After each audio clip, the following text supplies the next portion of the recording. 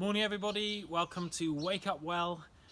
We are on the 25th today, and so we're going to be looking at Proverbs chapter 25, and I'm going to be looking at verses 6 and 7. So here we go. This is what it says. Don't demand an audience with the king or push for a place among the great. It's better to wait for an invitation to the head table than to be sent away in public disgrace.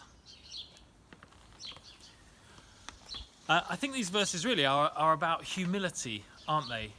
And humility is a fascinating thing because actually to be really a humble person doesn't mean that you allow yourself to be walked all over. It doesn't mean that you have to be a doormat or falsely humble. Actually, to be humble takes a lot of backbone.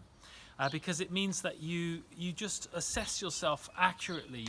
You're fair about your weaknesses, but also about your strengths. You know what? It's acknowledging I am good at this. You know, this I do bring this to the table.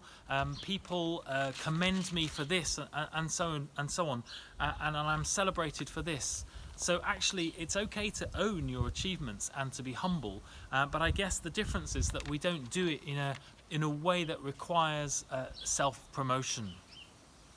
And with all of these kind of things, the things that we're good at, the things that we're not so good at, it's not even particularly about those things in themselves. It's whether we use them to compensate perhaps for our own inner weaknesses or inner insecurities. So, you know, for example, in this psalm, in this proverb, why would I seek an audience with the king? Well, perhaps it's so that I can get noticed, or so that I would be promoted, or so that I would gain special favour with the king. But the truth for you and I, okay, we may not be in front of kings, but we may be in front of our bosses or our church ministers or those in our family or, you know, whoever it is, or the local officials. The truth is that I'm already favoured. I'm especially favoured by the King of Kings. You know, I'm a child of God. I've already been noticed, and so I don't necessarily need to seek that kind of recognition. I'm already a much loved child of the God of God. Why would I push, like it says in this proverb? Why would I push for a place among the great? Perhaps because I don't see myself as important as others, or I have FOMO, you know, fear of missing out of what others might be achieving or the places that they might be given. I might feel overlooked or ignored at times. But again, the truth is that, you know, if I'm a child of God, then I'm never overlooked. In fact, He has a plan and a purpose for your life and for mine. And trials like that, times when we feel like somebody's missing us or we're missing out and so on, and we deserve to be in the club, are times when our humility is tested, and those can be really good times to test our own motivations, can't they?